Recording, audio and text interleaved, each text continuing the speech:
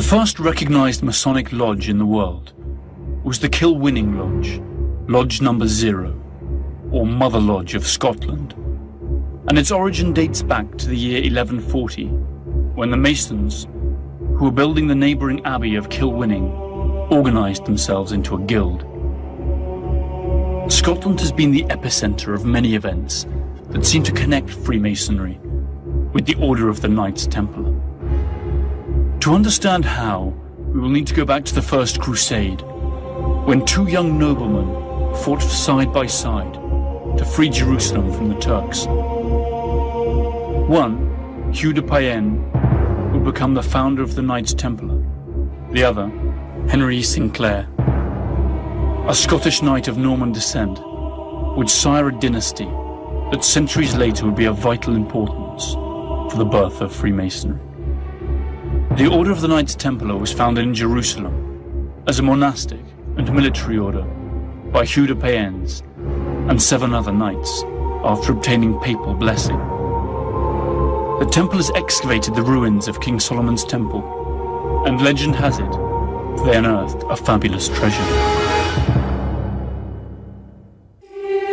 Whether or not there is any truth in this legend, the fact is that soon after, they became immensely rich and powerful.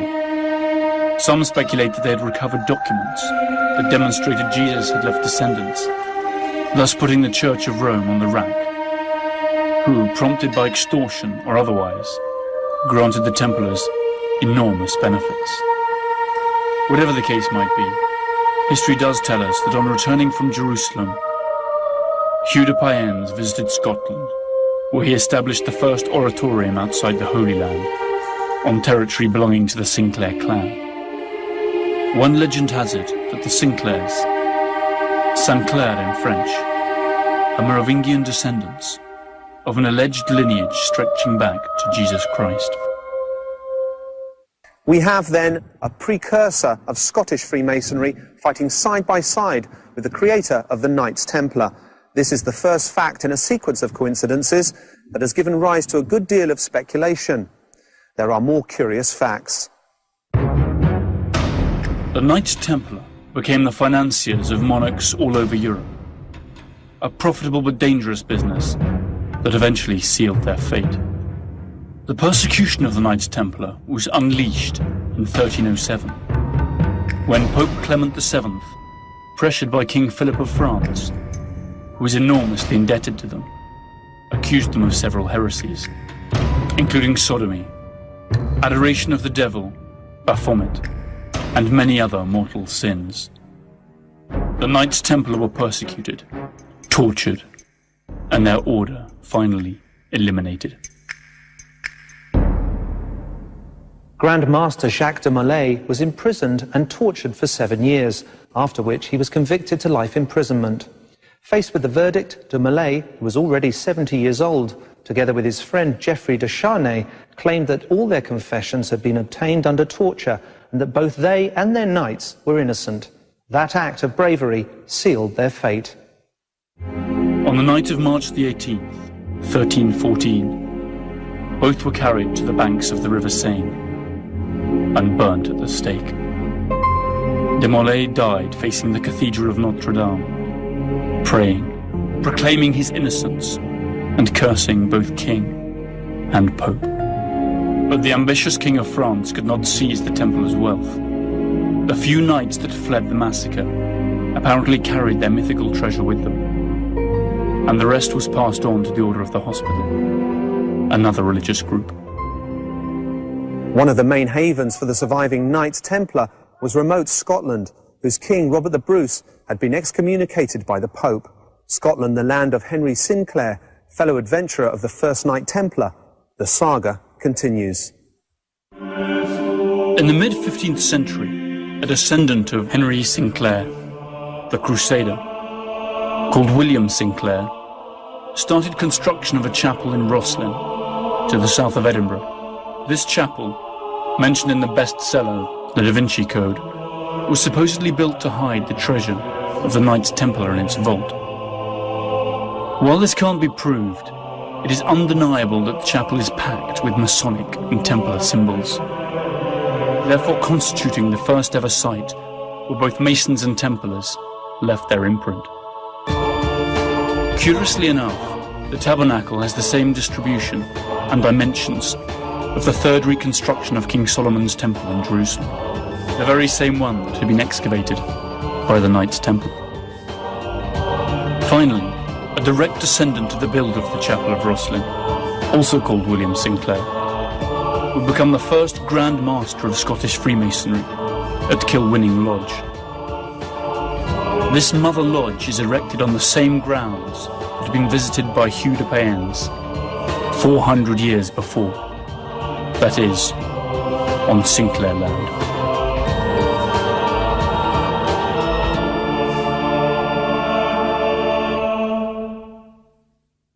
How much truth is there in the theory that Freemasonry was born to preserve the secret of the Knights Templar? How closely were these organizations really related? Aren't there Knights Templar names and rituals in the York Rite of Freemasonry? Why Knights Templar and not something else? Let's recall the Mason initiation formula. Visit the interior parts of the earth. By rectification, thou shalt find the hidden stone. The Knights Templar dug for years seeking something hidden. Is it all just a peculiar coincidence? It is indeed possible that both Freemasonry and the Knights Templar were intimately related from the time of their origins. But it is also plausible that they became related somewhat later, due to a simple ideological affinity, since both societies shared an anti-clerical and anti-monarchical ideology, and they both knew very well what it was like to be persecuted. Perhaps the mysterious bond between Masons and Knights Templar will never be proven, since those who know Masonic secrets are forbidden to reveal them, for fear of painful torture followed by death. Such is the punishment for those brethren who reveal the secrets of the Lodge. The Oath of the 10th Degree of the Scottish Rite is just one of the many examples of the brutality with which Freemasonry condemns its betrayers. It concludes, "And in failure of this my obligation, I consent to have my body opened perpendicularly and to be exposed for 8 hours in the open air, that the venomous flies may eat of my entrails, my head to be cut off and put on the highest pinnacle of the world, and I will always be ready to inflict the same punishment on those who shall disclose this degree and break this obligation." An oath that one would think twice about before breaking. In the 17th century, Freemasonry acquired such importance that it began to make powerful enemies. Its inner circles became tighter and tighter. Its power to influence society grew in proportion to its expansion. Very soon they began to pull the strings of history, strings that perhaps they still pull today.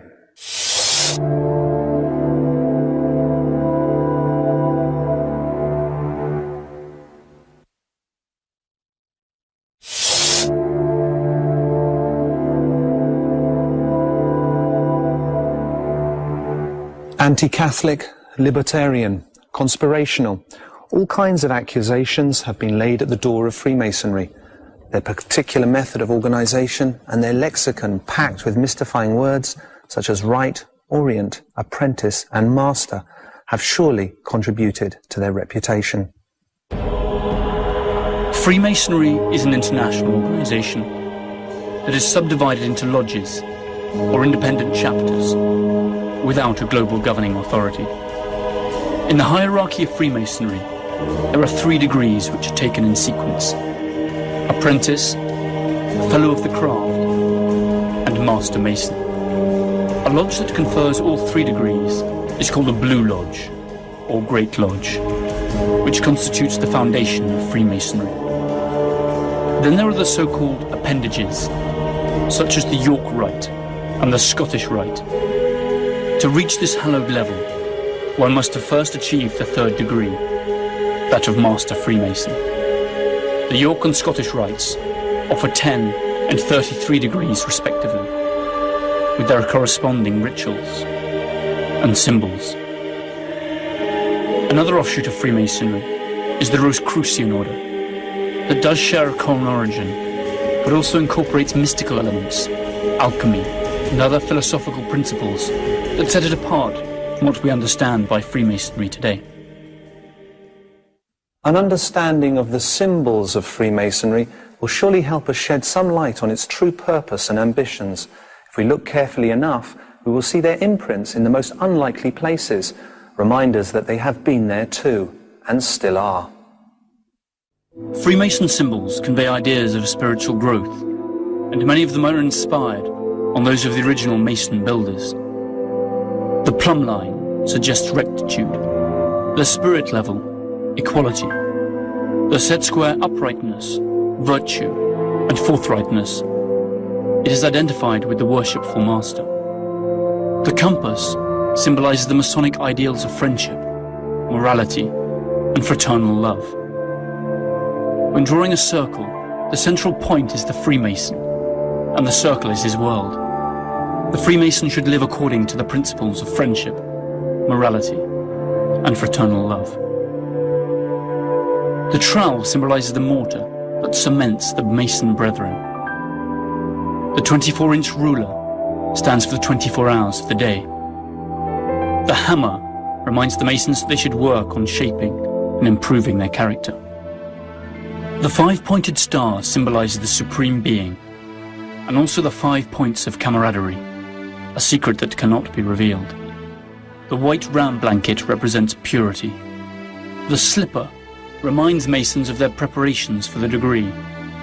To enter the temple, they must remove their shoes and put on slippers.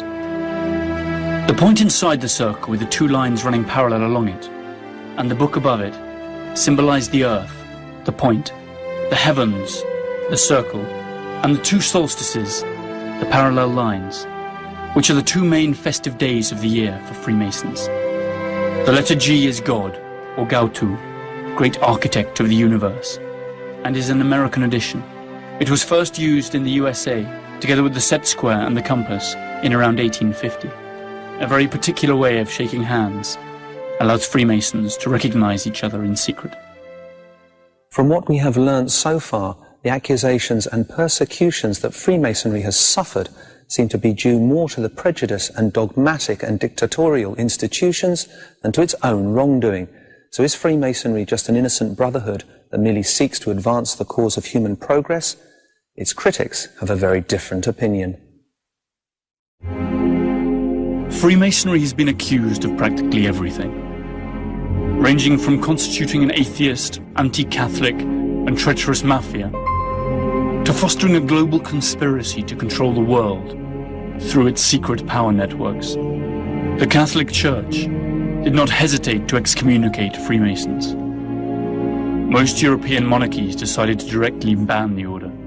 Between 1738 and 1890, the Vatican passed 17 papal bulls condemning Freemasonry and urging its proscription.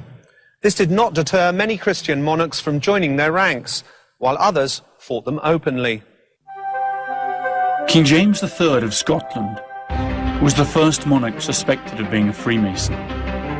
The first European sovereign to officially support Freemasonry was the Holy Roman Emperor Francis I, founder of the Royal House of Austria, and curiously enough, a Catholic.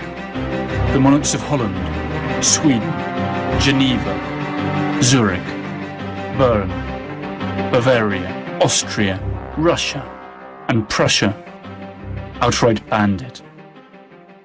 One of the main accusations levied against Freemasonry is that it works through Machiavellian means, even when its ends might be altruistic, as if the end justifies the means.